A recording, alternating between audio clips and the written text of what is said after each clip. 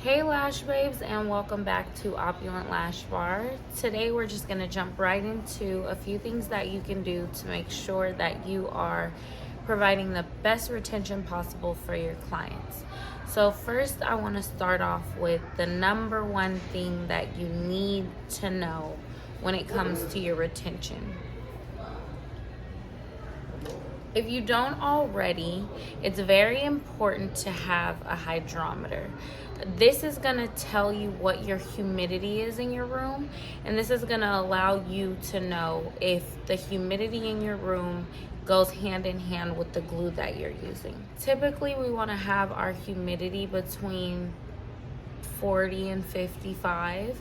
Most glues like our humidity to be at like 55, 60. So when you are working in a space like mine where the humidity is low, there's a couple extra things you have to do. But knowing your humidity is going to help you a lot. You need to have a good amount of humidity in your room in order for your glue to bond properly and for your retention to be at its highest peak that it could possibly be at. So knowing your humidity and it going hand in hand with your glue is the number one thing that you need to start with when you're researching what you could do to improve your retention in your lash sets. Hydrometers, I have this, I'll link down below all the stuff that can be purchased that I talk about today. But this hydrometer I purchased off of Amazon. It was like $10, and it's a lifesaver. It tells me my humidity in the room. It tells me the temperature of my room, and that right there is enough information for me to understand what glue I should be working with. Because my humidity is so low in my shop, I have to work with a glue that can support this humidity. And then it also will explain to me my lowest and highest humidity and my lowest and highest temperature that my room has reached or is constantly at. So, hydrometer, super important. The next thing you want to make sure is, what does your glue require? Okay? While being in my shop, the glue that I've found that works best for me in a low humidity setting is this Balian glue. Okay, Balian is on Amazon, but I order products from their website. This is their Swift glue. This glue has been the only glue. I'm talking about, this glue has outlasted my $50 glues, my $65 glues, my $80 glues. Like, this glue has worked wonders for me in my low humidity, which is why while I am in my shop for the remainder of my lease, I will be using this glue.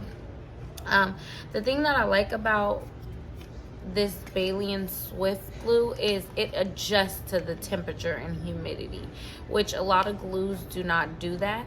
But because it adjusts, you just have to know how to use it. When my humidity is higher, I work slower. When my humidity is low, I work faster. It dries way faster in a low humidity than it does in a high humidity. So those are things that you just pay attention to and you learn over time when you're testing out and using products. This is a 3 to 5 second dry time, 5 to 6 week retention with a shelf life of 1 month after opening and 6 months unopened.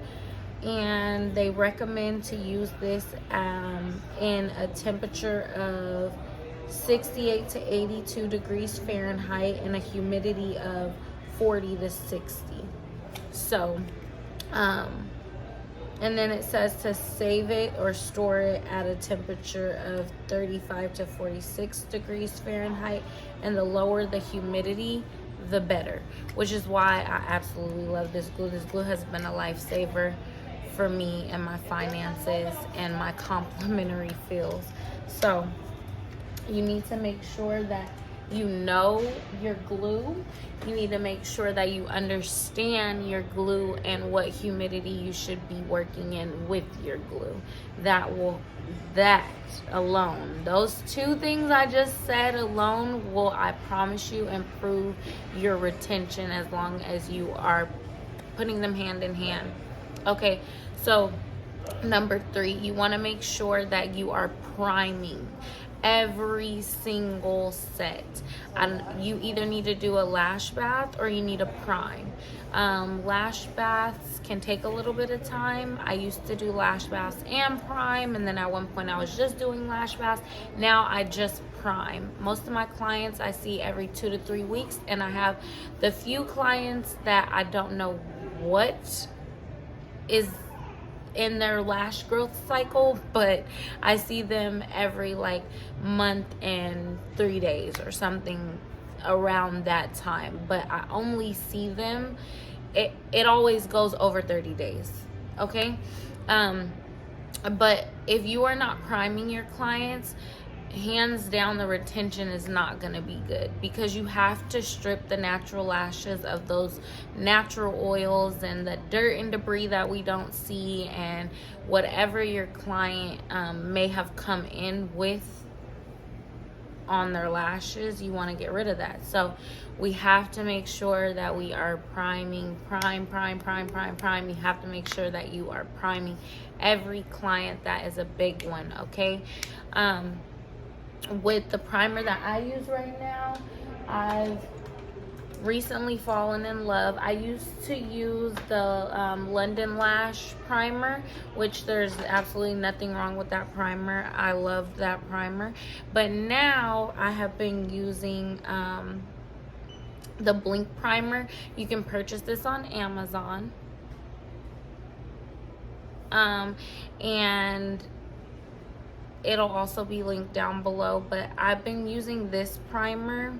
The thing nowadays with primers is it's really hard to find a primer that doesn't have alcohol in it. Everyone has started adding alcohol to their primers. I don't know if it's because they want to preserve the primers or what, but all the primers are starting to have alcohol in them, and sometimes that strips the lash too much. Okay, but with this, I found that it's even sped up the timing of my sets, because this primer gets the job done.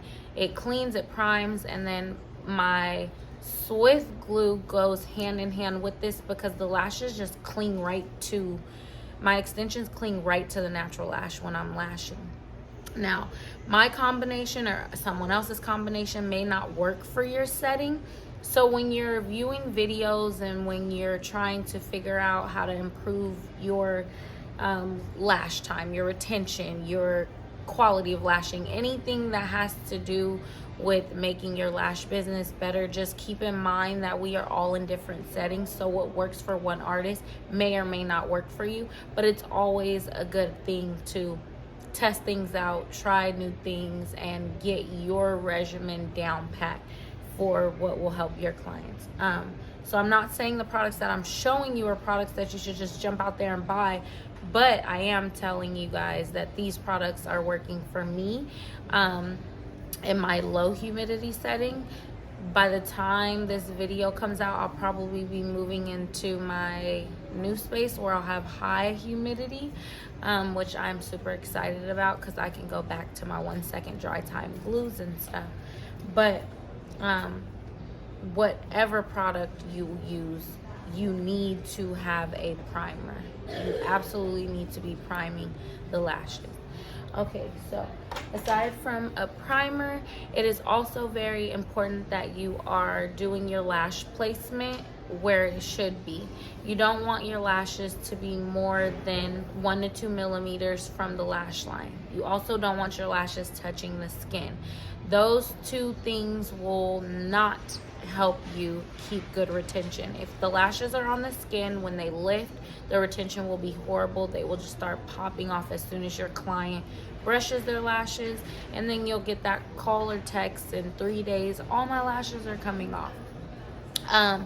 And then if you are applying them too far from the lash line, then you will have them drooping, sagging, turning. The natural lash won't be able to support that weight, so they're going to just start popping off. So you want to make sure that you're applying them close enough to the base to where they're secure and the natural lash can support them, so that you can make sure that you have that good retention. You also want to make sure that your base is flat, like flush with the natural lash. If you apply a lash, so if this is the natural lash and this is the extension, and the extension, you're going to apply it to the base and it's lifted like this, but the rest of it is on the natural lash, that is not going to cause good retention. Those are going to pop right off when they wash, brush, whatever with their lashes. You want to make sure that that base is on there. You want to make sure that it's flush with the natural lash. So again, this is the natural lash, this is the extension. We don't want the base lifted like this. We want the base flush like this. It needs to be connected. That is also a big one with retention. Some people apply on top of the lash, some people apply on the side underneath. I'll make another video explaining to you guys, if you'd like, when you should apply the lashes where. But you want to make sure your base is definitely connected really well. And then sealant. So I was for, against, and then for it again and against it again, and now I am for my concealant. I'm for my sealant. My sealant has given my clients like a week longer retention, especially with me being in this horrible humidity. It has given them like much more longevity with their lashes. So the sealant that I use, and I absolutely love this sealant, is from London Lash still. I still use the London Lash sealant. I will link London Lash down below also. This is their Super Bond, and it is has a shelf life of 6 months, and it is a little liquid that I will drop on my lip wands. And after the set, when I apply my sealant, I fan and seal at the same time. So I saturate my lip wand in this sealant or micro swab. I like to use the lip wand because I just feel like it covers more of the base. But I'll saturate it and I'll use the tip of it, and I'll only go along the lash line with my sealant. You don't want to soak your fresh set that you just did all over. You just want to put this at the lash line. After I saturate my lip wand, I flick it a couple times so that the excess moisture liquid from my sealant can like pop off, and then I go in while I'm fanning with one hand. I am like saturating that lash line, and that has allowed my clients longer retention as well.